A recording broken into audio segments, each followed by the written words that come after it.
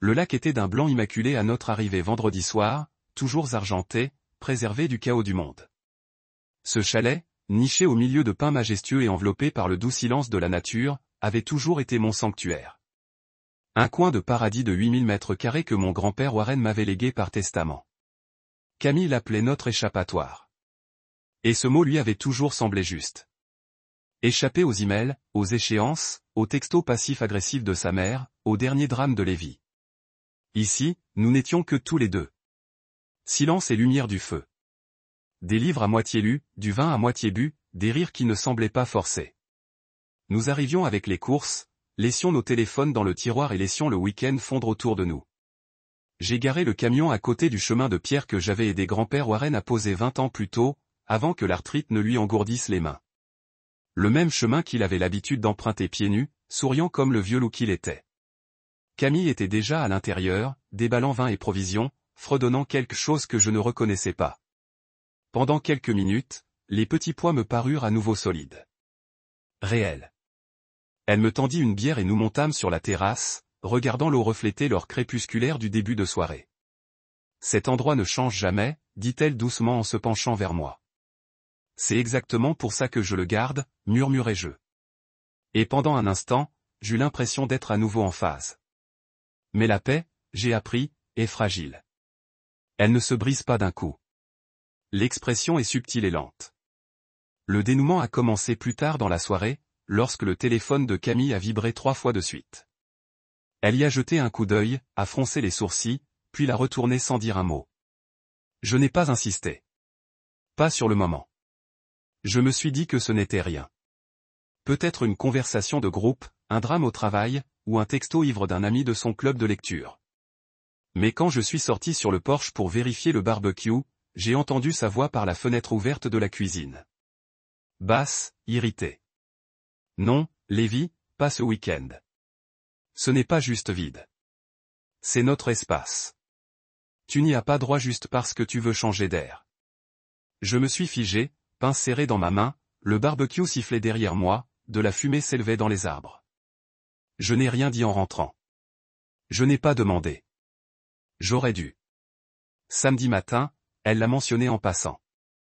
Lévi dramatise, dit-elle en versant du café dans des tasses dépareillées. Lui et Cali se disputent. Leur bail arrive bientôt à échéance.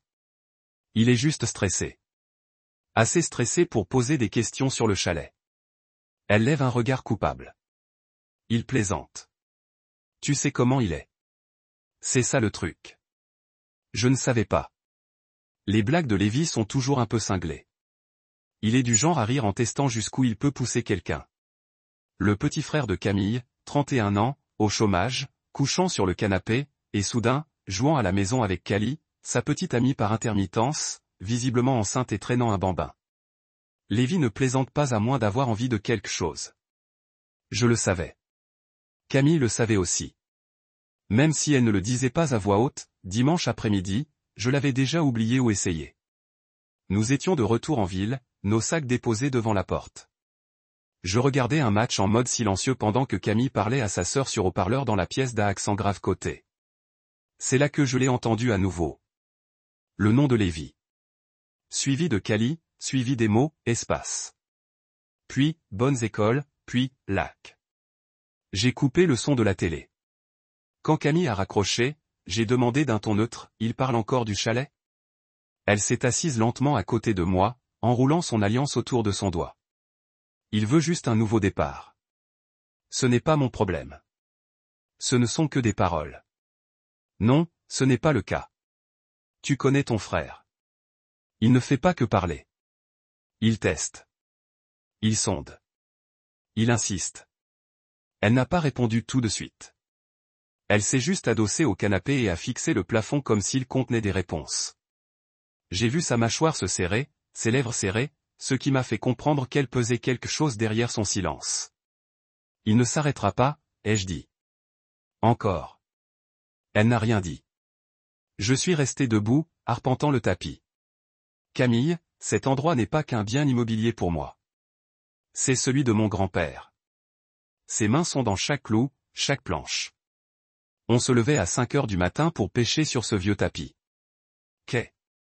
Je l'ai regardé construire ce hangar. Il me l'a laissé parce qu'il savait que je le protégerais. Je sais, murmura-t-elle. Alors dis à ton frère d'arrêter, finit-elle par acquiescer. Un petit hochement de tête fatigué, mais le poids dans ma poitrine ne se soulagea pas. Les jours suivants, la routine reprit, ou du moins fit semblant. Maille professionnelle, café du matin, dîner en silence, tandis que nous consultions nos téléphones. Mais tout cela me semblait creux, décalé, comme si je vivais à côté de quelqu'un qui avait déjà pris une décision et n'attendait que le bon moment pour la dévoiler. Puis vint jeudi. Lévi m'envoya un mème, une photo d'un manoir étiqueté comme mes rêves à côté d'une photo d'une cabane rustique étiquetée comme ce que mon beau-frère amasse.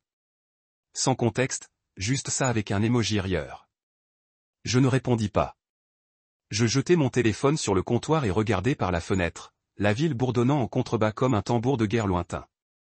Camille arriva quelques minutes plus tard et vit mon expression. Et maintenant ? Je lui tendis le téléphone. Elle me jeta un coup d'œil. J'ai expiré lentement et je l'ai reposé. Il essaie d'être drôle. Il essaie de s'approprier à nouveau ce qui ne lui appartient pas.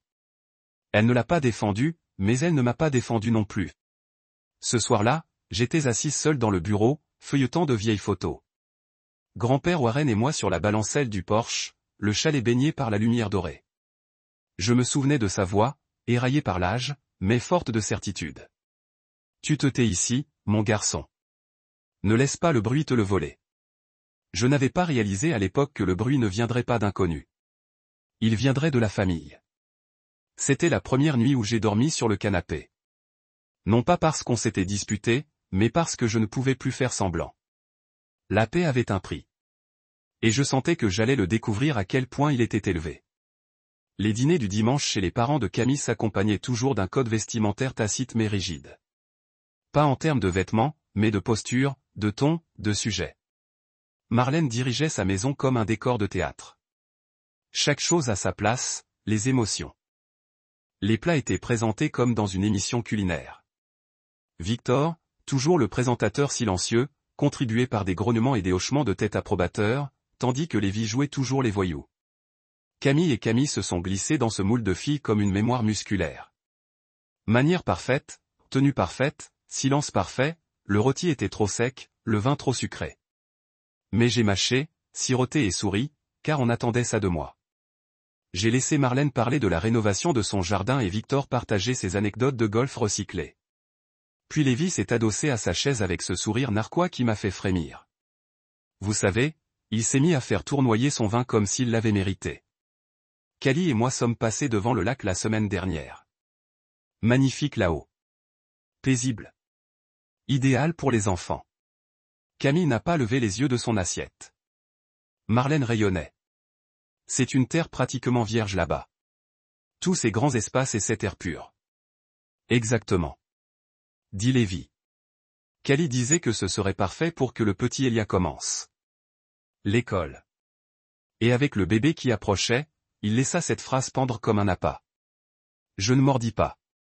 Victor, dans son rôle d'écho patriarcal, s'éclaircit la gorge. Mieux vaut élever des enfants avec les coudes libres, plutôt que les uns sur les autres dans un appartement en ville. Camille n'arrêtait pas de couper son rôti, le sciant comme s'il essayait de se concentrer sur autre chose. Et puis, ajouta Lévi en s'étirant comme s'il avait gagné sa journée de travail. À quoi bon une cabane si elle reste vide la plupart du temps? Vous êtes à peine là. Autant la laisser respirer un peu. C'est là que je regardai Camille, et elle regarda partout sauf moi. Je posai ma fourchette avec précaution. La cabane ne reste pas vide. On l'utilise. On y va au moins 2 fois par mois. C'est là qu'on décompresse. Le rire de Lévi fut rapide. Bon sang, décompresser de quoi? Ton boulot n'est pas si stressant. Et Camille travaillait de chez elle. Vous avez tous les deux du temps. Marlène se joignit à elle. Sa voix était la lame polie qu'elle portait toujours sur elle. Conversation. Chérie, Lévi veut dire que certains espaces sont faits pour évoluer, surtout quand la famille s'agrandit. C'est un signe de maturité, de responsabilité. J'ai fixé mon assiette pendant 10 secondes, laissant les mots s'imprégner comme du poison. Responsabilité. Comme si je manquais à mon devoir de gardienne de l'héritage de mon grand-père, comme si Lévi et son chaos avaient gagné un intérêt dans quelque chose qu'ils n'avaient jamais levé le petit doigt pour construire ou entretenir. Le silence de Camille hurlait à côté de moi. Je me suis tourné vers elle, à voix basse. « Tu savais que ça allait arriver ce soir ?» Elle m'a finalement regardé. « Non », a-t-elle murmuré. « Moi non. » Mais son regard l'a trahi. Ni culpabilité, ni peur, juste de la lassitude. Celle qui naît de savoir que quelque chose se prépare et de décider de laisser la tempête éclater quand même. Victor s'est à nouveau éclairci la gorge. Écoute, personne ne dit que ce doit être permanent. Juste le temps qu'ils se remettent sur pied, quelques mois, aide-les à économiser. Victor, ai-je dit calmement. Ce n'est pas une question de temporaire. Lévi il avait des rêves en tête. Il ne s'agit pas d'aider. Il s'agit de revendiquer. Marlène haussa ses sourcils parfaitement maquillés. Ce n'est pas revendiquer si c'est la famille, ma chère. C'est partager. Cette cabane a été construite des mains d'un seul homme. Mon grand-père. Il me l'a léguée. Pas à nous. Pas pour la partager. À moi. Lévi laissa échapper un long soupir, tambourinant des doigts sur la table comme un adolescent irascible. Bon sang, ça doit être agréable d'hériter. Certains d'entre nous doivent se démener tous les jours pour survivre. Je ne demande pas le titre de propriété, juste de la place pour ma famille. Et c'est exactement ce que je protège, dis-je sèchement. Ma famille, ma paix, mes limites, des limites, répéta Marlène comme si le mot l'offensait. Oui, j'acquiesçai. Des limites. Camille se leva brusquement. Je vais aider pour le dessert, dit-elle à personne en particulier, puis elle s'éloigna dans la cuisine. Je ne la suivis pas. Je n'avais pas confiance en ce que je dirais si je le faisais. Lévi se pencha vers moi. La table s'est légèrement affaissée. Tu sais, Cali a pleuré pendant des heures après qu'on soit passé devant ce chalet. Elle a dit que c'était le genre d'endroit où elle rêvait de grandir. Elle a dit qu'elle voulait ça pour ses enfants. C'est dommage, ai-je répondu. Mais ce n'est toujours pas de ma responsabilité. Victor a parlé d'unité. Marlène a parlé de sacrifice. Lévi a fait une autre blague. Une blague sur moi qui fait pousser de la mousse comme les arbres là-bas. Et j'ai écouté tout ça, mâchant lentement, la mâchoire serrée. Quand Camille est revenue, elle a apporté une tarte qu'elle n'avait pas faite et un sourire qui n'atteignait pas ses yeux. On a fait les gestes, couper, servir, faire des compliments sur la croûte et la garniture. Personne n'a reparlé de la conversation, mais le mal était fait. Une décision se formait autour de moi, se resserrant comme un nœud coulant, et on ne me consultait même pas. Sur le chemin du retour, le silence était insupportable. Camille, ai-je finalement dit, les yeux rivés sur la route. Tu savais qu'ils allaient en parler ce soir ? Elle regardait par la fenêtre. Je m'en doutais. Et tu ne m'as pas prévenu. Moi ? Je ne savais pas comment. Tu dis aimer cet endroit, dis-je. Mais tu es resté assis là sans rien dire pendant qu'il planifiait son enterrement. Elle m'a regardé. Je l'aime parce que c'est le tien. Mais c'est ma famille et Lévi est un désastre. Ouais, mais il essaie de prendre. J'ai corrigé. Non, dit-elle, essayant de tout recommencer. Je serre le volant. Il ne recommence pas. Il déplace les dégâts. Nous n'avons pas parlé du reste du trajet.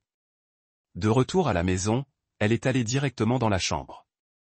Je suis resté dans le salon, lumières éteintes, revoyant chaque seconde de ce dîner dans ma tête.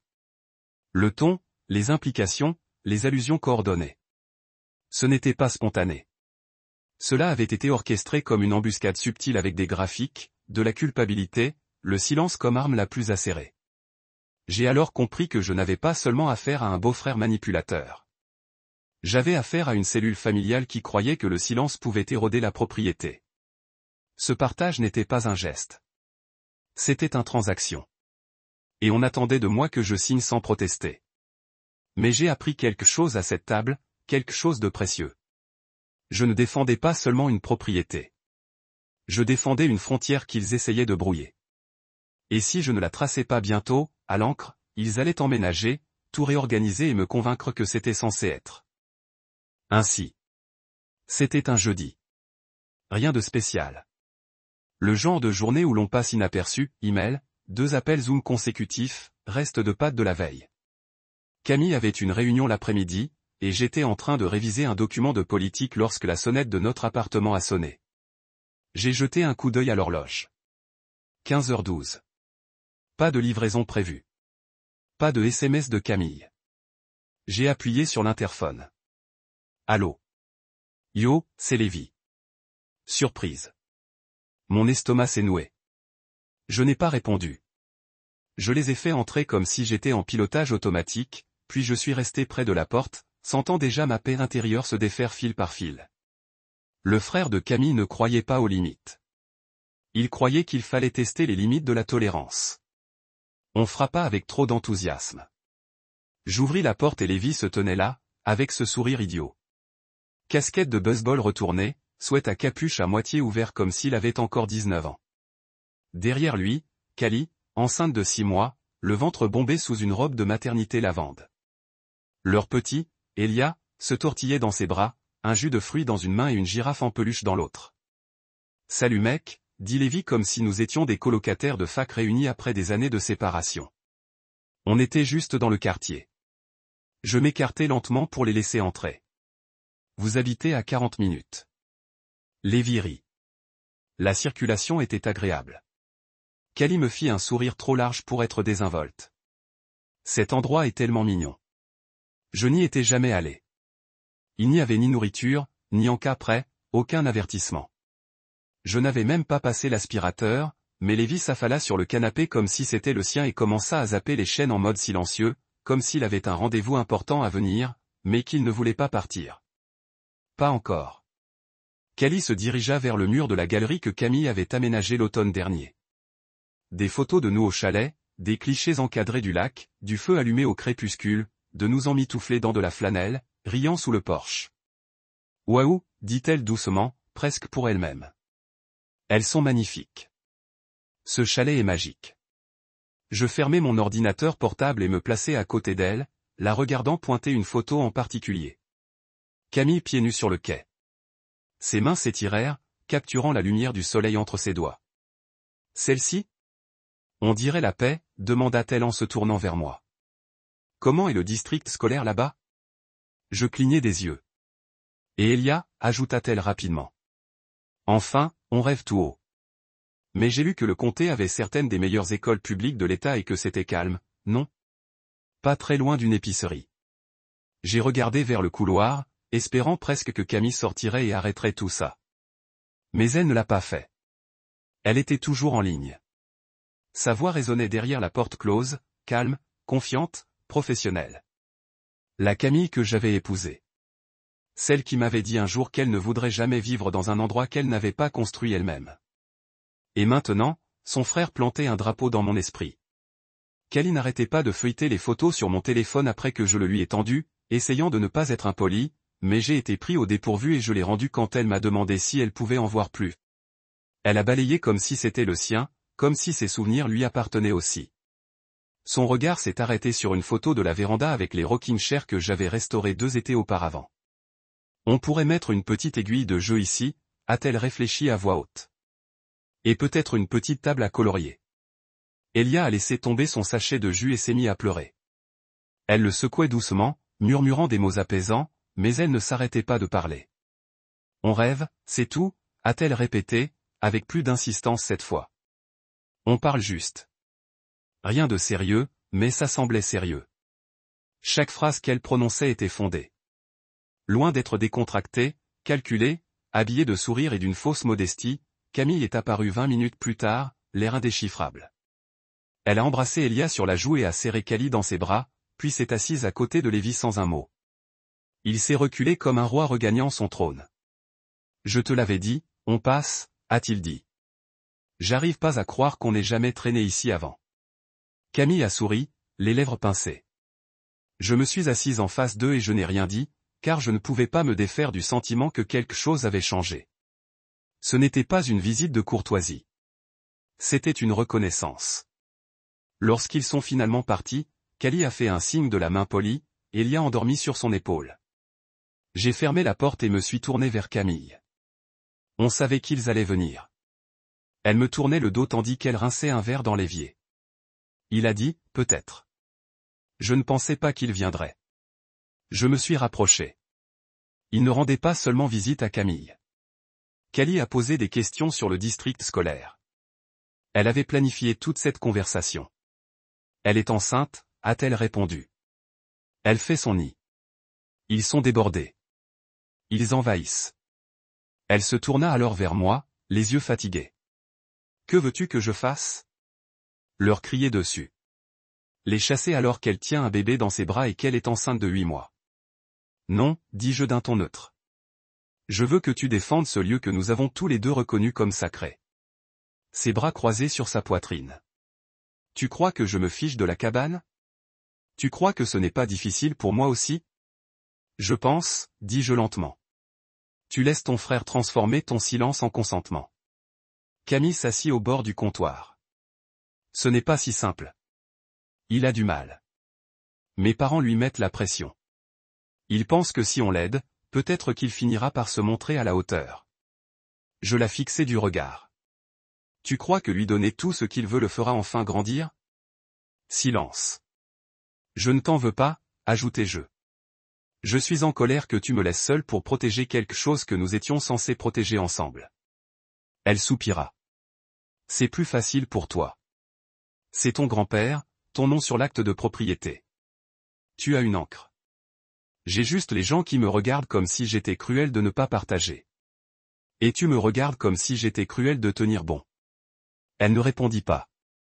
Elle entra dans la chambre et ferma doucement la porte derrière elle.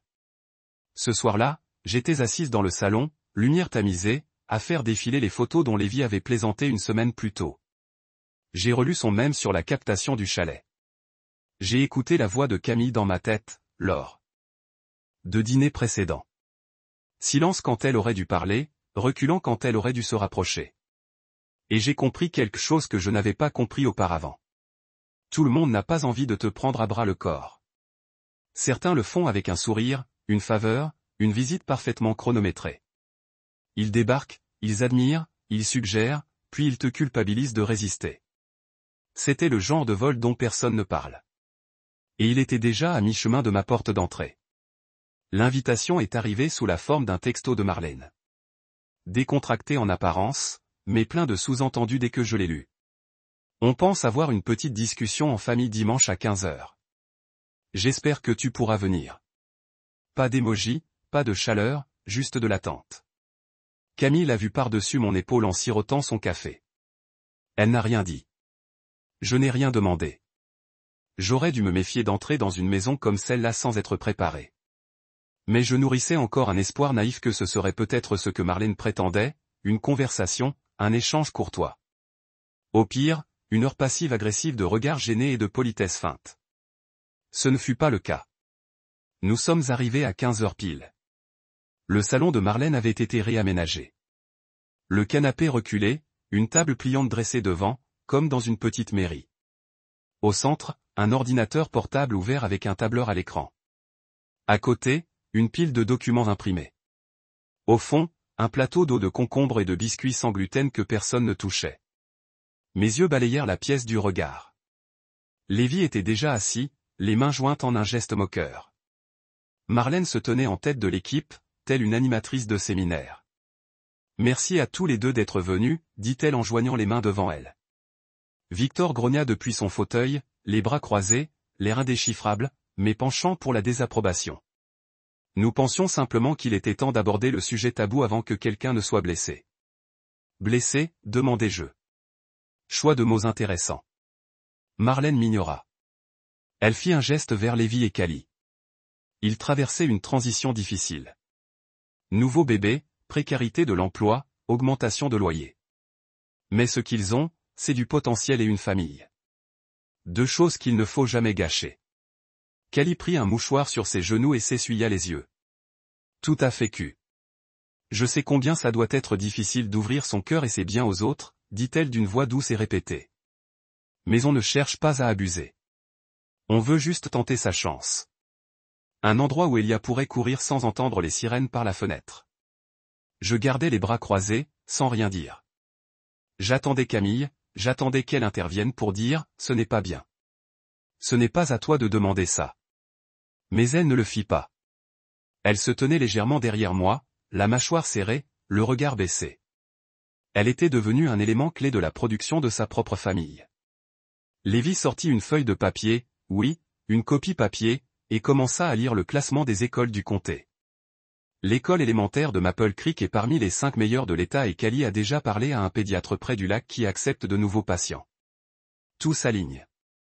Marlène intervint. Nous avons même examiné les règles de zonage et le règlement de l'association de propriétaires. Rien n'empêche une famille d'occuper le chalet tant que le propriétaire y consent. J'ai enfin trouvé ma voie. C'est la partie que tu sautes, n'est-ce pas? Le consentement. Parce que tu ne demandes rien. Tu fais passer ça pour une proposition, mais tout dans cette pièce me dit que les décisions ont déjà été prises. Victor se pencha en avant. Mon fils, parfois, il faut faire des sacrifices pour le bien de tous. Non, dis-je catégoriquement. Le sacrifice est volontaire. C'est ça. Coercition. Les larmes de Callie s'emplirent de nouveau de larmes. On se disait qu'après tout ce que ton grand-père avait construit, ne voudrait-il pas que ça ait un sens plus profond? Mon sang se glaça. N'ose pas invoquer mon grand-père. Je ne voulais pas l'offenser, mais toi, si. Parce que ce qu'il avait construit signifiait déjà quelque chose. C'était la paix. C'était la retraite. Il me l'a donné parce qu'il espérait que je préserverais cela, et non que je le transformerais en un héritage pour chaque parent au mauvais moment et avec une histoire à pleurer. Lévi se leva. Et alors? Tu vas le laisser là pendant qu'on se noie. Tu ne te noies pas, rétorquai-je. Tu es irresponsable. Tu passes d'un désastre à un autre, et maintenant tu veux t'emparer de quelque chose qui ne t'appartient pas juste pour te faciliter la tâche. Camille n'avait toujours pas parlé. Marlène pencha la tête, condescendante. Tu rends les choses très difficiles. Tu sais, c'était censé être une conversation. Non, corrigeai-je. Une conversation implique des voix égales. C'était un piège. Lévi murmura dans sa barbe. Tu as changé, mec. Je me tournai vers Camille. Dis quelque chose. Elle leva les yeux, puis vers sa mère, puis vers son frère. Ses lèvres s'entr'ouvrirent, mais les mots ne vinrent pas. Elle fit un demi-pas en avant, puis en arrière. Finalement, elle murmura. Peut-être pourrions-nous trouver un compromis qui me frapperait plus fort que toutes les insultes que Lévi m'avait jamais lancées. Un compromis? Demandai-je, stupéfaite. Avec des gens qui sont venus ici avec des feuilles de calcul et un plan imprimé pour envahir notre vie? Ce sont des membres de la famille, dit-elle, impuissante. Ils essaient. Non, dis-je en retournant vers la pièce. Ils prennent et tu les laisses faire. Marlène rassembla ses notes dans un bruissement. Eh bien, dit-elle d'un ton sec. J'étais déçue, mais pas surprise. Victor murmura, tout n'est pas une question de propriété. Lévi croisa les bras. Tu vas le regretter. Je me retournai pour partir. Camille me suivit silencieusement. Dès que la porte d'entrée se referma derrière nous, l'air me parut plus léger, mais pas ma poitrine. Je me suis dirigé vers la voiture. Il était déjà en main. Je n'ai pas attendu de lui ouvrir la portière passager. Je n'ai pas parlé en quittant la maison. Elle a rompu le silence une fois sur la route principale. Je ne savais pas que ce serait comme ça. J'ai gardé les yeux fixés sur moi. Non, tu espérais juste que je cède avant que tu aies à choisir. Ce n'est pas juste. Qu'est-ce qui n'est pas juste? Ai-je dit à voix basse, c'est de devoir défendre une ligne que ton propre partenaire refuse de tracer avec toi. Elle n'a pas répondu. Elle n'a pas pleuré. Elle a juste tourné son visage vers la fenêtre. Et c'est là que j'ai compris que le combat n'était pas seulement contre Lévi ou Marlène. C'était contre la capitulation silencieuse qui se produisait à côté de moi. Nous n'avons pas parlé du reste de la nuit. Ni sur le chemin du retour, ni en déchargeant la voiture, ni même lorsque Camille s'est glissée sous les couvertures et m'a tourné le dos comme si le silence était une sorte de drapeau de reddition. Je suis resté assise au bord du lit un long moment, l'obscurité se déployant autour de moi tandis que mes pensées tournaient comme de l'eau sous la glace. Je savais que le dîner n'était pas seulement inconfortable. C'était une ligne tracée dans le sable, et Camille les avait vus la renverser avec des bottes boueuses. Le lendemain matin, je me tenais près de la fenêtre, un café à la main, regardant le ciel s'éclaircir à travers les stores.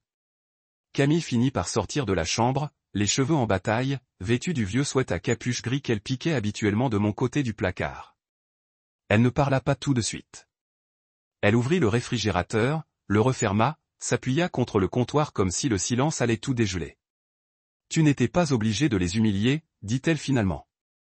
Je me retournai lentement. Je n'ai humilié personne. Je répondis, non. Elle baissa les yeux, grattant la couture de sa manche. Tu vois ce que je veux dire. Non, Camille, vraiment pas. Parce que quand on essaie de te forcer à abandonner quelque chose qui compte tant pour toi, la réponse polie n'est pas un foutu PowerPoint et une pièce pleine de culpabilité. Elle croisa les bras, sur la défensive. Tu crois que j'avais prévu ça? Je crois que tu as laissé faire. Elle serra les dents. Ils sont ma famille et je suis ton mari. Tu es aussi têtu. Et tu es silencieux, ai-je rétorqué, plus durement que prévu. Tu es resté là à les laisser parler comme si la cabane leur appartenait déjà, comme si j'étais le dernier obstacle à franchir. Ce n'est pas vrai, dit-elle, la voix plus forte. Ils sont désespérés. Lévi a peur. Il essaie. Non, les jeux interrompus en posant la tasse un peu trop fort. Arrête de lui attribuer le mérite de ses efforts, il n'en finit jamais. Lévi n'essaie pas. Il flotte. Et chaque fois qu'il commence à couler, quelqu'un lui construit un radeau avec des morceaux de sa propre vie. Camille se massa les tempes. Tu ne comprends tout simplement pas. Si on les aide, peut-être qu'ils s'en sortiront. Peut-être quoi? J'ai avancé. Peut-être qu'il grandira. Peut-être qu'il deviendra autre chose qu'un fardeau avec un nom de famille. Camille, je ne dis pas qu'on ne pourra jamais les aider. Je dis pas comme ça. Pas en sacrifiant quelque chose qui fait partie de moi. Elle m'a regardé alors, vraiment, et quelque chose s'est adouci. La cabane signifie beaucoup pour toi. Non, ai-je dit doucement. Elle signifie tout. Elle a hoché la tête une fois, puis s'est assise à la table. Sa voix était plus basse maintenant. Je comprends que ce n'est pas juste un bâtiment, mais peut-être que si on les laissait rester un moment, juste quelques mois, on pourrait fixer des limites. Tu sais, les règles d'un bail. Ils sont de la famille, mais ce seraient des invités. Ils ne seraient pas des invités, ai-je dit en secouant la tête. Ce seraient des colons. Camille avait l'air blessée. Tu agis comme si je t'avais trahi. Je me suis dirigé vers la bibliothèque et j'ai sorti une vieille photo encadrée. Mon grand-père et moi, enlacés, tenant chacun une canne à pêche, souriant comme si on venait d'attraper un requin au lieu d'une truite de 15 centimètres. Il disait toujours, la paix ne crie pas. Elle disparaît quand on ne la protège pas, elle fixait la photo, sa voix à peine murmurait. Je me souviens de ce voyage. Tu es revenu avec des piqûres de moustiques et cette histoire ridicule du raton laveur dans la poubelle. J'ai souri faiblement. Ouais. Il m'a fait nettoyer pendant qu'il buvait de la limonade et riait. Nous sommes restés assis là, dans le silence, un moment. Finalement, Camille a rompu le silence. Je ne pensais pas que ça dégénérerait comme ça. Ça n'a pas dégénéré, ai-je dit. Ça s'est fait une concession discrète à la fois. Un moment où tu ne disais rien, et maintenant ils pensent que c'est à eux. Elle s'essuya rapidement l'œil, comme si cela la trahissait. Je voulais juste faciliter les choses. Parfois, faciliter les choses aux autres les rend impossibles pour nous. Elle n'a pas répondu, s'est contentée de se lever et d'aller dans la chambre. J'ai entendu le léger bruit sourd de la porte se refermer. Plus tard dans la soirée, je suis sorti prendre l'air. Les lumières de la ville bourdonnaient dans le crépuscule, les voitures passaient comme des pensées auxquelles je ne pouvais m'accrocher. J'ai appelé mon ami Colin, quelqu'un qui me connaissait depuis la fac, quelqu'un qui connaissait le poids de cette cabane. Il a répondu à la deuxième sonnerie. Quoi de neuf, mec? J'ai expiré. Ils essaient de me la prendre. Son frère, sa mère, tous. Prendre quoi? La cabane. Colin n'a pas hésité. Bien sûr que non. Ils ont présenté ça comme si c'était temporaire. Comme si je serais égoïste de ne pas y renoncer.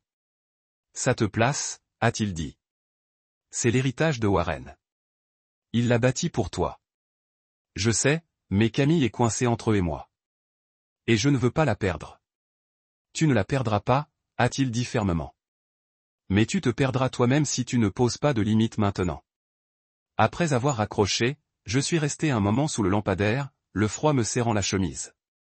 J'ai pensé aux mains de mon grand-père, cicatrisées, calleuses, patientes. Il m'a appris à façonner les choses, à attendre, à tenir bon. À l'intérieur, Camille était assise sur le canapé, une couverture sur les genoux, les yeux rouges. Je me suis assis à côté d'elle, sans la toucher, juste à côté. Je ne les préfère pas à toi, a-t-elle murmuré. Mais je ne sais pas comment leur dire non. Alors je le ferai, dis-je. Elle secoua la tête. Si tu le fais, ils me le reprocheront. Ils le font déjà, dis-je doucement. Mais je préfère qu'ils te le reprochent plutôt que de te briser. Elle me regarda et je vis la fille dont j'étais tombé amoureux. Celle qui disait que « paix » était le mot le plus romantique de la langue anglaise. Peut-être ne l'avait-elle pas oublié. Peut-être avait-elle juste besoin qu'on lui le rappelle. Je ne suis pas en colère contre toi, dis-je. J'ai juste besoin que tu sois à mes côtés. Pas derrière. Pas à mes côtés. Sa voix se brisa. D'accord. Et ce soir-là, pour la première fois depuis des jours, nous ne nous sommes pas endormis à l'autre bout du lit, mais je savais que la paix avait un prix et que partir serait payant. Le samedi commença par un texto de Marlène. Je ne lui avais pas parlé depuis la présentation surprise dans son salon, mais c'était bien ça. Une bulle verte, pas de salutation, pas de contexte, juste Cali qui pleurait pendant des heures après cette rencontre.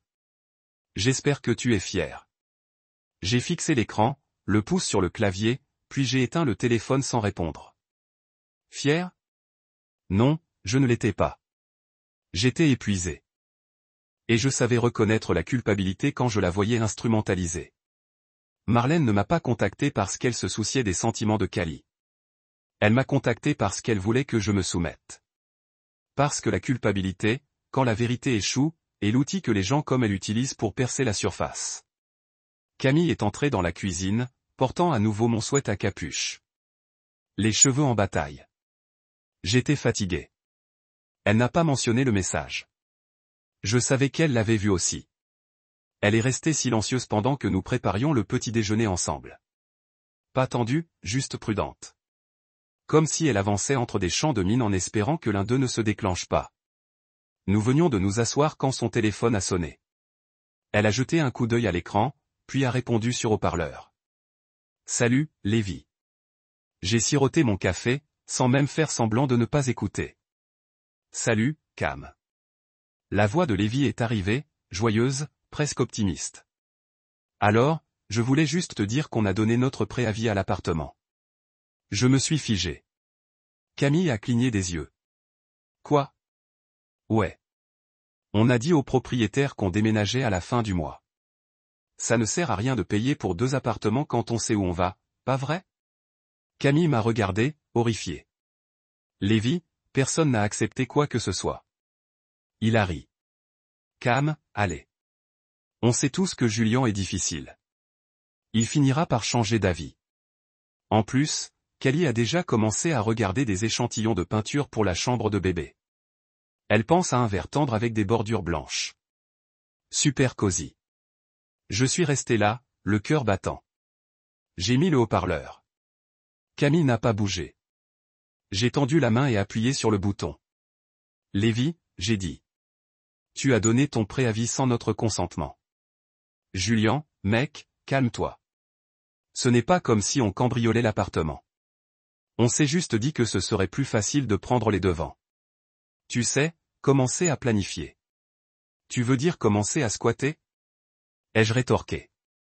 Mec, c'est pas comme ça. Tu exagères. Tu prends des décisions concernant ma propriété sans ma permission. Dis-je à voix basse, d'une voix contrôlée. Ce n'est pas un malentendu. C'est une violation. Lévi soupira dramatiquement. Tu as changé, mec. Camille était chaleureuse et gentille. Maintenant, tu la rends froide et légaliste comme toi.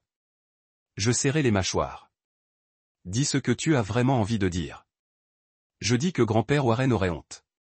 C'est tout. J'ai raccroché. Camille fixait l'écran, la main légèrement tremblante. Je ne savais pas qu'il faisait ça. Je te jure. Je te crois, dis-je. Et je l'ai fait. Mais le mal ne résidait pas dans ses actes. C'était dans son absence, quand j'avais besoin de sa voix à côté de la mienne. 1 heure plus tard, je quittais l'appartement. J'avais besoin d'air, d'espace, de distance. J'arpentais les rues du quartier sans destination précise, essayant d'apaiser la brûlure qui me brûlait la poitrine. Mais en rentrant chez moi, j'avais l'estomac noué. Lévi m'attendait devant l'immeuble. Il se tenait près de l'entrée, capuche relevée, bras croisés, comme pour me mettre au défi de passer devant lui sans le saluer. Je m'approchai lentement, le regardant fixement. « Il faut qu'on parle, dit-il. »« Non, pas du tout. » Il s'avança devant la porte, me bloquant la porte. « Tu vas vraiment faire de ça une guerre ?» Je le fixai du regard. « Tu l'as déjà fait quand tu as renoncé à ton bail et que tu as supposé que j'allais me laisser faire. »« Mince, ce n'est pas comme ça. Tu as dit à Camille que je l'avais rendue froide parce que tu l'as fait. Tu l'as transformée en cette version calculatrice d'elle-même. Tu étais cool avant. Maintenant, tu es tout en règle et territoire. Cette cabane n'est pas un territoire. C'est de l'histoire. C'est un héritage. Et tu l'as manqué de respect dès l'instant où tu as décidé que ton confort l'emportait sur nos limites, Rayat et il. Tu te crois meilleur que moi. Non, dis-je d'une voix sèche. Je sais que je suis plus responsable que toi, et je sais honorer une chose quand on me la confie. Toi. Tu cherches juste ce qui n'a pas encore été fixé. Il s'est approché. Tu vas le regretter. Je l'ai contourné, j'ai ouvert la porte de l'immeuble et je l'ai tenu juste le temps de faire valoir mon point de vue. Je regrette déjà de t'avoir laissé entrer jusqu'ici. Je n'ai pas claqué la porte, mais je l'ai refermée définitivement. À l'intérieur, Camille était sur le canapé, les bras autour de ses genoux. Elle a levé les yeux quand je suis entré, je la cherchais. Il était là, n'est-ce pas? J'ai hoché la tête. Il a essayé de me faire passer à nouveau pour le méchant. Il a dit, je t'ai transformé en quelqu'un de froid. Elle a eu un faible rire. Puis il ne me connaît plus du tout. Je me suis assis à côté d'elle. Pendant un long moment, nous sommes restés silencieux. Puis elle a murmuré, je voulais le sauver, et maintenant je veux nous sauver. Plus tard dans la soirée, alors que nous étions au lit avec la télévision qui bourdonnait doucement, Camille a fait défiler ses messages. Elle a tourné son téléphone vers moi.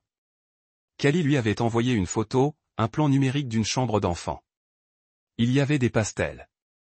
Des murs, une pancarte peinte à la main avec le nom, bébé Rowan, et un rocking chair dans le même style que celui que nous avions sur la véranda du chalet. Un mot était joint. Qu'en pensez-vous? Trop? J'imagine Elia jouant sur le ponton avec son petit frère pendant que Lévi fait un barbecue sur la terrasse. Pas de questions, pas de demande. Juste une supposition. Camille m'a regardé, la voix tremblante. Elle n'a même pas demandé. Elle a juste décidé. Je l'ai regardé dans les yeux. C'est comme ça que les gens prennent ce qui ne leur appartient pas. Ils décident d'abord. Ils assument les conséquences après. Elle a hoché la tête lentement. Alors peut-être qu'il est temps de leur montrer qu'il y aura des conséquences. Cette nuit-là, je n'ai pas seulement mieux dormi. J'ai dormi avec détermination, car Camille l'a compris aussi. Ce n'était pas un malentendu. C'était un plan pour un vol. Et on en avait fini avec les mensonges. J'ai quitté l'appartement avant l'aube. Camille dormait encore, un bras passé de mon côté du lit comme si elle cherchait à attraper quelque chose qu'elle savait avoir repoussé trop de fois. Je ne me suis pas réveillé. Elle. Je n'en avais pas besoin. Elle savait où j'allais. La route menant au chalet me semblait toujours une thérapie, serpentant à travers les arbres, se débarrassant de couches de stress à chaque kilomètre. Mais ce matin-là, je ne me sentais pas plus léger. Je me sentais traqué, comme si la paix me courait devant, hors de portée.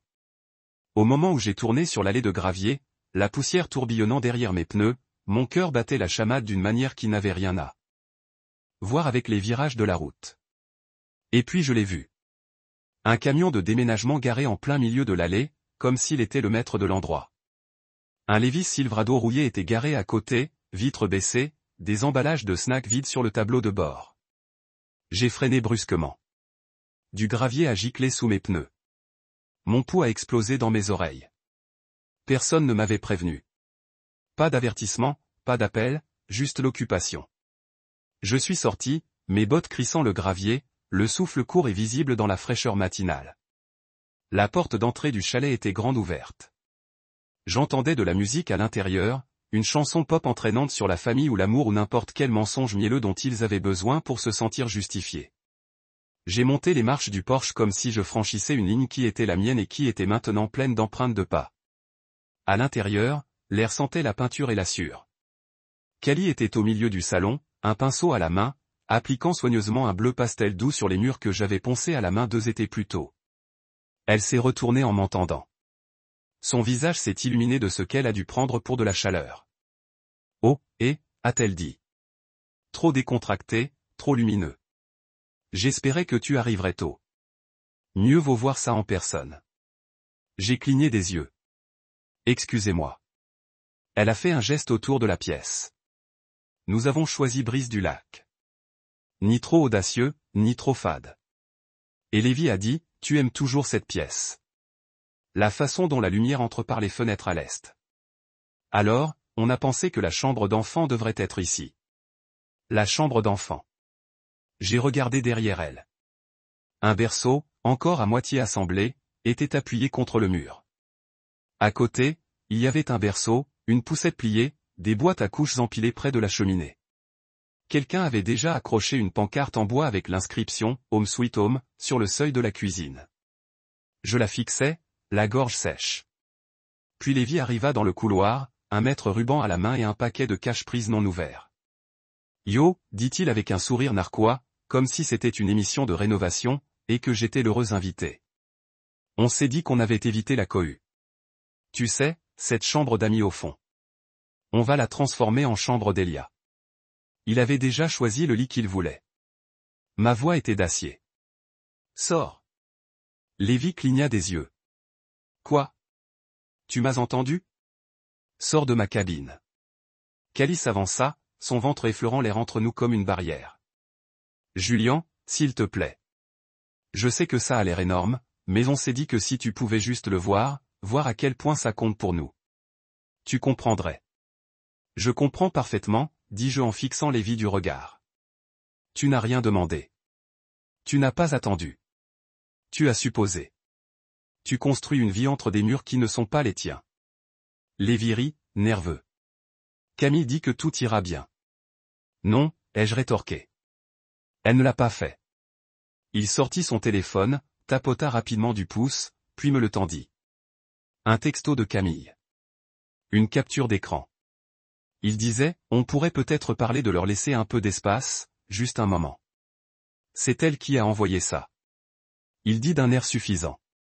Elle savait qu'on allait venir. Je pris le téléphone, lus le message 2 fois, puis 3 fois. Ce n'était pas une permission. Ce n'était pas un feu vert. Quoi? Murmura-t-elle. Tu m'as entendu. Tu leur as dit? Non. J'ai dit qu'on pouvait parler. Juste en parler. C'est tout.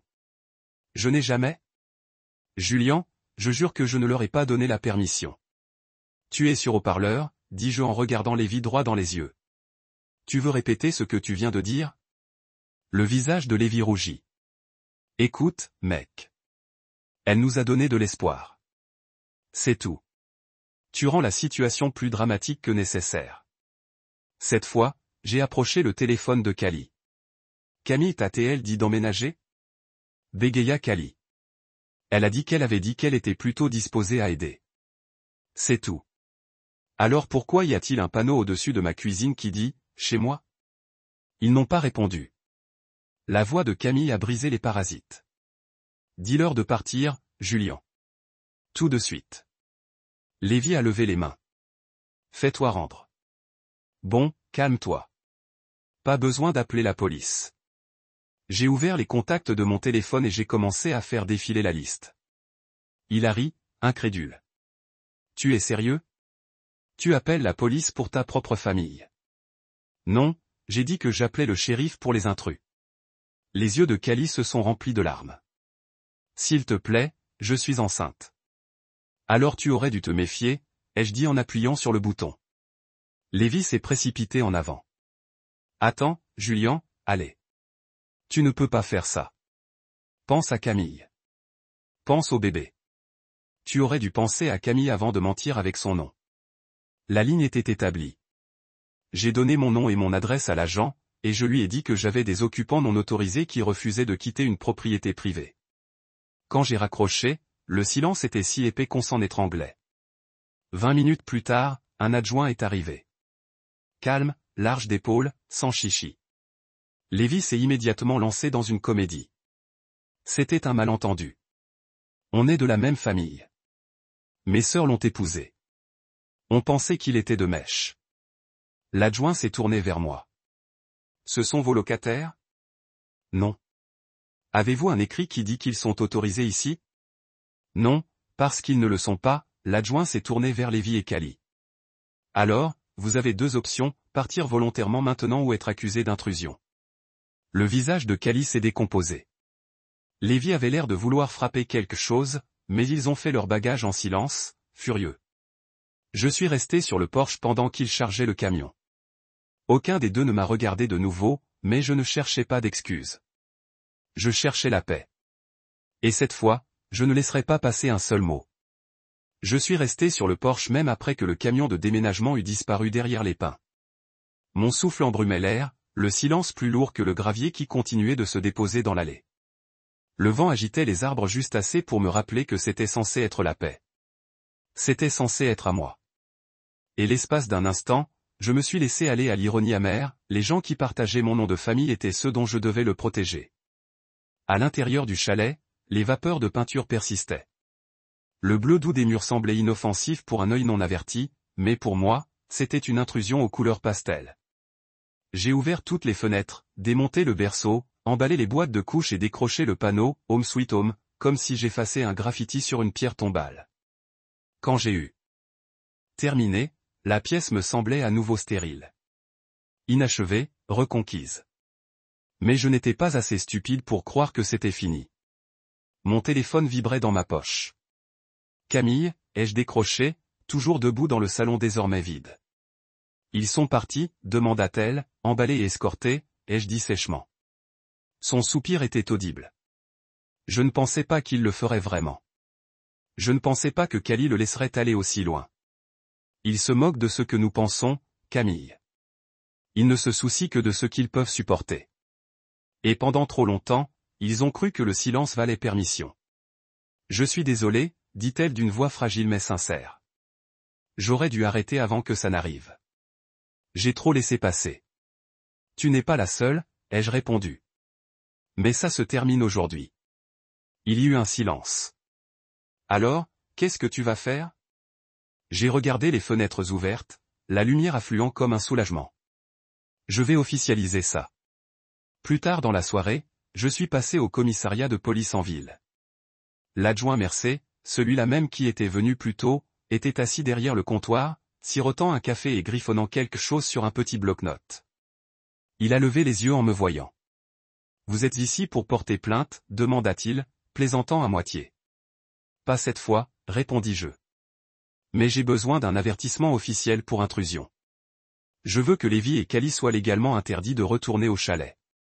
S'ils remettent les pieds sur la propriété, je veux que ce soit enregistré. » Il hocha lentement la tête, le ton de plaisanterie disparut.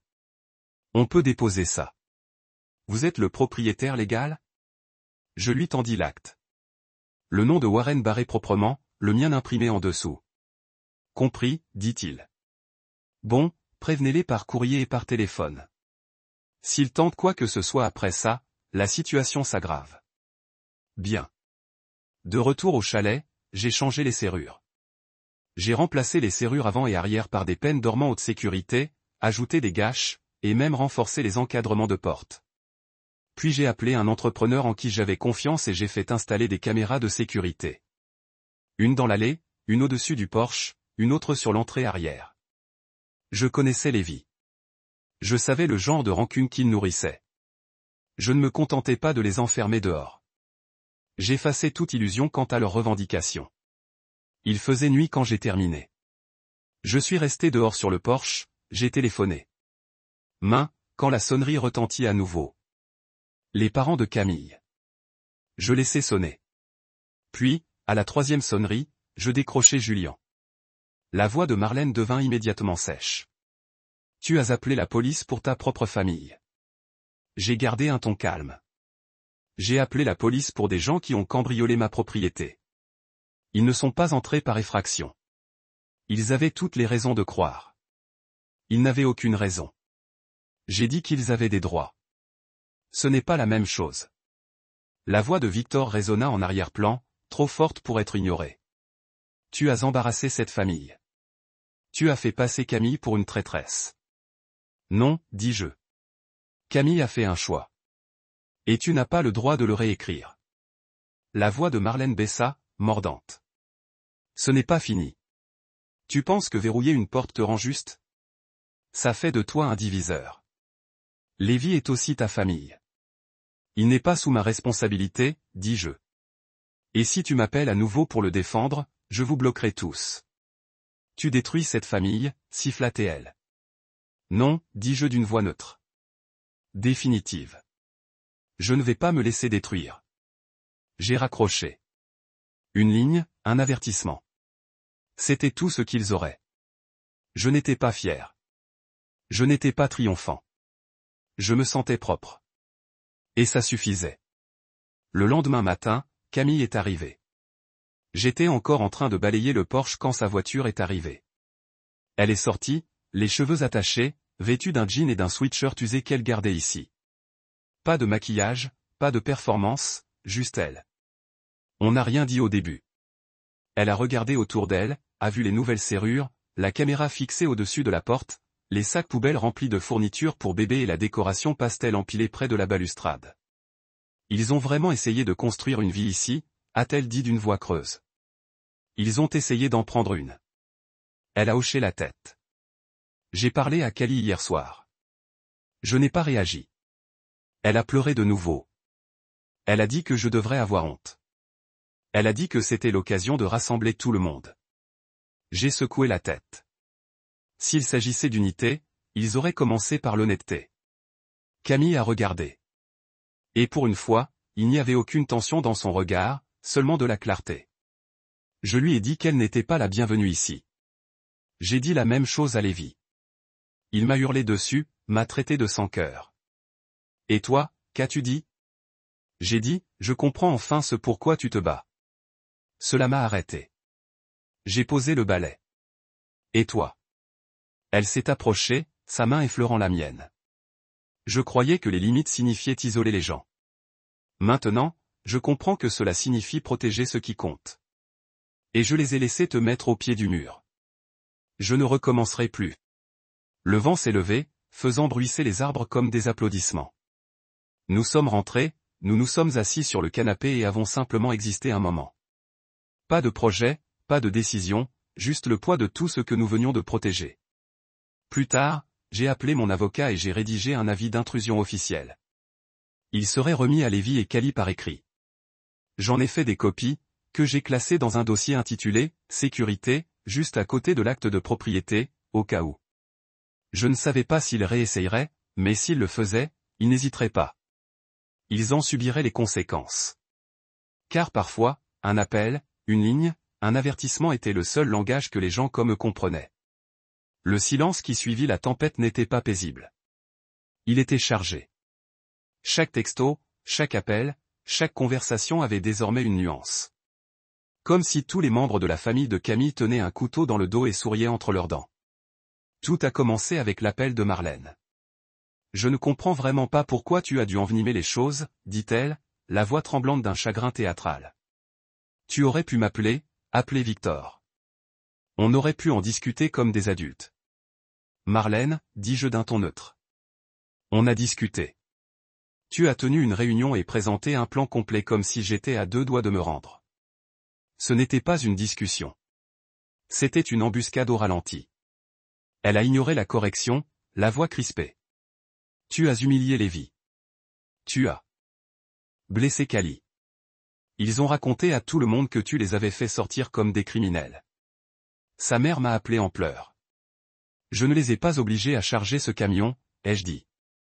Ils l'ont fait eux-mêmes. Tout ce que j'ai fait, c'est mettre fin aux mensonges avant qu'ils ne deviennent permanents. Camille n'aurait jamais laissé les choses aller aussi loin toute seule. Tu l'as isolée, tu l'as montée contre nous. Camille n'est pas isolée. Elle est enfin aux côtés de quelqu'un qui refuse qu'on l'utilise. Marlène s'est moquée de moi. On l'a élevée dans l'attachement à la famille. Et pourtant, tu ne t'es jamais soucié de ce que cela impliquait pour son mariage. J'ai craqué.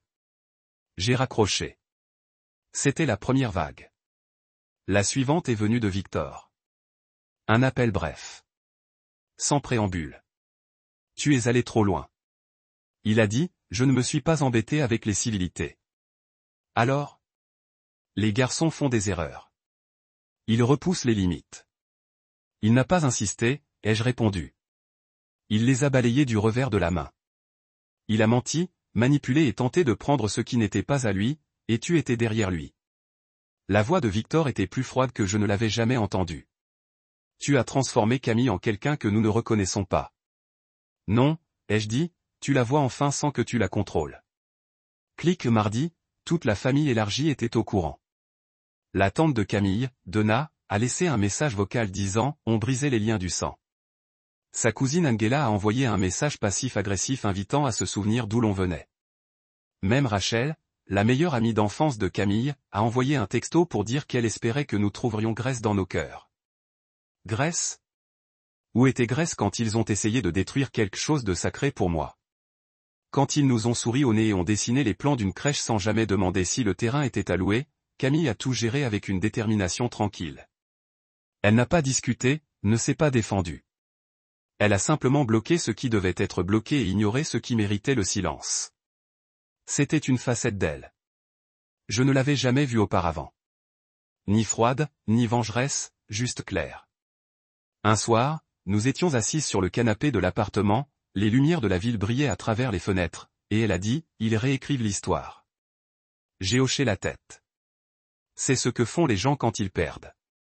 Ils font semblant d'être victimes depuis le début. Et pourtant, j'ai encore l'impression de faire le deuil de quelque chose. C'est vrai, dis-je doucement. Tu fais le deuil de la version d'eux-mêmes que tu espérais réelle. Ses yeux se sont embués, mais aucune larme n'a coulé. Lévi a dit à tout le monde que je l'avais trahi, que j'avais laissé un homme détruire notre famille. Je lui ai pris la main et pourtant, tu es toujours là, presque entière. Nous sommes restés assis en silence, et ce n'était pas inconfortable. C'était le genre de silence qu'on gagne après avoir survécu à quelque chose ensemble. 2 semaines plus tard, Kelly a quitté l'État, a fait ses valises avec son fils et ses affaires, et est retournée vivre chez sa mère en Arizona. Elle ne lui a pas dit au revoir, n'a pas laissé de mots, a juste disparu. Lévi n'a pas bien pris la chose. Le téléphone de Camille s'est allumé, une série de messages de sa part. Colérique, erratique, accusateur. Il disait qu'on avait fait fuir Cali. Qu'on avait ruiné sa vie. Que le chalet était maudit par l'égoïsme et que grand-père Warren serait dégoûté. Camille n'a pas répondu. Il m'a tendu le téléphone. J'ai lu les messages une fois, puis je les ai supprimés. Lévi est retourné vivre chez Marlène et Victor. Il n'a pas trouvé de travail. Il n'a pas trouvé de nouveaux projets. Il a juste suppuré. L'oncle de Camille l'a croisé par hasard à une station-service et a appelé plus tard dans la soirée pour dire que Lévi était un amas d'orgueil et de souffrance, et que je devrais peut-être prendre mes distances et réparer ça. Réparer quoi? La blessure qu'ils avaient tous contribué à ouvrir. Je n'ai pas répondu à l'oncle. J'ai juste éteint mon téléphone et je suis sorti sur le porche du chalet où Camille et moi étions rentrés pour le week-end. Le chalet semblait différent maintenant. Non seulement défendu, mais mérité. Les murs avaient retrouvé leur chaleur d'origine. Le berceau et le couffin avaient disparu depuis longtemps. Le système de sécurité a sonné quand nous avons déverrouillé la porte, nous rappelant que même la paix avait besoin d'un mot de passe maintenant. Et honnêtement, j'aime ça. Camille se déplaçait dans l'espace avec une sorte de révérence. Elle alluma la cheminée, prépara du thé, écouta des vinyles que son grand-père lui avait légués, son jazz et son âme d'antan. Elle dansa pieds nus sur le tapis. Elle fredonnait, les yeux fermés pendant ses passages préférés. Ça, murmura-t-elle un soir, se blottissant contre moi sur le canapé. On se sent à nouveau comme ça. Je l'ai embrassée sur le sommet de la tête, parce que c'est bien ça. Personne d'autre dans cet espace. Personne ne s'immisce. Juste nous. Juste un silence que personne ne peut réécrire. Nous savions que les retombées ne disparaîtraient pas du jour au lendemain. Les réunions de famille seraient tendues. La terre sautait. Les vacances étaient froides. Mais le jeu en valait la chandelle. Parce que maintenant, quand Camille me regardait, elle n'était plus pleine de culpabilité. Elle était pleine de feu. Et je respectais cela bien plus que son silence. Je suis allé dans le bureau ce dimanche-là et j'ai enfin fait ce que j'avais évité pendant des semaines. J'ai ouvert le vieux journal de grand-père Warren, celui qu'il avait laissé caché derrière un tiroir de son bureau.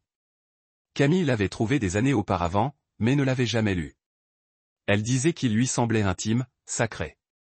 Je l'ai ouvert. Page après page, son écriture s'est répandue. Notes sur le bois, journaux de pêche, réflexions sur le deuil après la disparition de grand-mère. Mais une entrée s'est démarquée. L'héritage n'est pas ce qu'on laisse derrière. C'est ce qu'on refuse de se laisser prendre tant qu'on respire encore. La cabane, c'est la paix. Protégez-la comme votre propre nom. J'ai fermé le journal et l'ai posé sur la cheminée. C'est exactement ce que nous avions fait. Les conséquences pouvaient continuer. Nous avions notre liberté et nous avions enfin compris comment nous battre pour elle. J'ai changé les serrures un dimanche matin, discrètement, délibérément. Le genre de travail qui ne demande pas de rapidité, juste de la certitude. Chaque vis que je serrais, chaque vieux boulon que je retirais, me donnait l'impression d'enlever une couche de trahison et de la remplacer par de la détermination. Le nouveau peine dormant s'est enclenché avec un bruit solide et satisfaisant, définitif, inflexible. Je suis resté là, sur le porche, un long moment. Après, le vent sifflant à travers les pins, a regardé la lumière naissante s'étendre sur l'allée de gravier comme une bénédiction. Camille regardait par la fenêtre. Elle n'a rien dit, se contentant d'acquiescer une fois lorsque j'ai croisé son regard. Il n'y avait pas besoin de plus. Elle comprenait maintenant. Il ne s'agissait pas de propriété. Pas vraiment. C'était. À propos de pression, d'invasion, de la lente érosion de ce que la paix devrait signifier, et nous en avions assez de tout abandonner. Cet après-midi-là, je suis allé en ville et j'ai fait authentifier les documents, un avertissement officiel d'intrusion, la liste des noms, le lieu défini, un jargon juridique intransigeant. Lévi et Cali étaient désormais officiellement interdits de mettre les pieds sur la propriété du chalet. Mon avocat a envoyé des copies par courrier recommandé et j'ai suivi avec un courriel avec des scans de tout, en une seule phrase. Ce n'est plus une conversation. Camille n'a rien remis en question. En fait, elle a même ajouté sa propre note. Toute tentative ultérieure de nous contacter à ce sujet sera ignorée. Cet espace n'est pas disponible. Cette conversation est close. Nous avons changé les mots de passe Wi-Fi, configuré les alertes de détection de mouvement, et même placé des panneaux d'interdiction d'accès à la limite des arbres. Discrets mais visibles. Non pas par crainte de leur retour, mais parce que nous refusions de les laisser prétendre que cet endroit était désormais un terrain neutre. Ce n'était plus le cas. Le chalet était redevenu ce qu'il avait toujours été censé être sacré. Et pourtant, le nôtre. Camille et moi avons recommencé à venir un week-end sur 2. Les routines reprirent lentement. Café au bord du lac, lecture au coin du feu, promenade matinale sur le vieux sentier défriché par grand-père Warren des décennies auparavant. Mais quelque chose avait changé. Et pas d'une manière qui nous brisait, mais qui nous rendait plus honnêtes. Nous ne remplissions plus le silence de banalité. Nous ne faisions plus semblant. Quand elle me tendait la main, ce n'était plus une façon de se calmer. C'était pour s'ancrer. Et quand je l'embrassais sur le front avant de me coucher, ce n'était plus un geste d'habitude. C'était un remerciement. Un soir, nous étions assis sur la véranda, une couverture sur nos genoux, à regarder le soleil disparaître derrière les arbres. Avant, je pensais que les limites étaient cruelles, dit Camille. Non, les gars, je n'ai pas été gentille. Je la regardais, la lumière ambrée réchauffant les contours de son visage. Et maintenant, je réalise que la gentillesse sans limite devient simplement de la complaisance. Je souris. Ta mère ne serait pas d'accord. Elle ne peut pas, dit-elle en sirotant son thé. Elle n'habite pas ici. Nous laissons le silence reprendre le dessus. Dans le au-loin, un bruit sourd. Quelque part de l'autre côté du lac, les carillons éoliens d'un voisin flottaient dans la brise. Camille posa sa tête sur mon épaule. Je n'arrête pas de penser à ce que ton grand-père a écrit, murmura-t-elle. Ce passage que tu m'as partagé sur le fait que l'héritage n'est pas ce qu'on laisse derrière soi, mais ce qu'on protège tant qu'on respire. J'ai hoché la tête.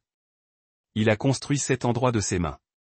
Mais il me l'a donné avec l'idée que la paix n'est permanente que si l'on se bat pour l'obtenir. Et maintenant je comprends. Dans les semaines qui ont suivi, le bruit de sa famille s'est calmé. Marlène a envoyé un dernier message, un vague et timide appel à la réconciliation. Nous n'avons pas répondu. Victor n'a pas pris contact du tout. Lévi est resté absent. La rumeur disait qu'il vivait à nouveau dans le sous-sol de quelqu'un, empli d'apitoiement sur lui-même et de révisionnisme historique. C'était bien. Qu'il réécrive le passé comme il le voulait. J'avais l'acte, le silence et l'air pur. J'avais Camille de retour, plus forte. C'était suffisant. Un samedi matin, nous avons organisé une petite réunion, avec quelques amis proches. Colin et sa femme, un autre couple qui nous avait aidés pour les rénovations il y a des années. Pas de grandes annonces, pas de drame, juste de la bonne nourriture et un feu de cheminée. Nous avons ri, cuisiné, partagé des histoires sous les étoiles. Quand quelqu'un a posé une question sur les caméras de sécurité, j'ai souri et dit, des rappels nécessaires. Plus tard dans la soirée, après le départ du dernier invité et la fermeture des portes, Camille s'est tournée vers moi sur la véranda. On devrait l'appeler la cabane. Elle a hoché la tête. Tout ce pourquoi nous nous sommes battus mérite un nom. J'ai réfléchi un instant, puis j'ai regardé l'eau. La lune scintillait à sa surface, immobile et imperturbable. Sanctuaire, ai-je dit. Elle a souri. Sanctuaire, a-t-elle répété, comme pour tester sa sensation dans sa bouche. Un lieu sacré. Exactement. Nous sommes rentrés à l'intérieur, avons verrouillé la porte derrière nous et avons éteint les lumières. Il n'a jamais été question de gagner. Il n'a jamais été question de battre Lévi, de faire taire Marlène ou de prouver quoi que ce soit. Il s'agissait de reconquérir la vie que nous avons laissée aux autres entrées. Il s'agissait de savoir où se situait la limite et d'avoir le courage de la tracer à l'encre indélébile. Ce n'était plus une simple cabane. C'était la preuve que la paix n'est pas passive. C'est quelque chose qu'on protège. Et maintenant, elle était bien protégée.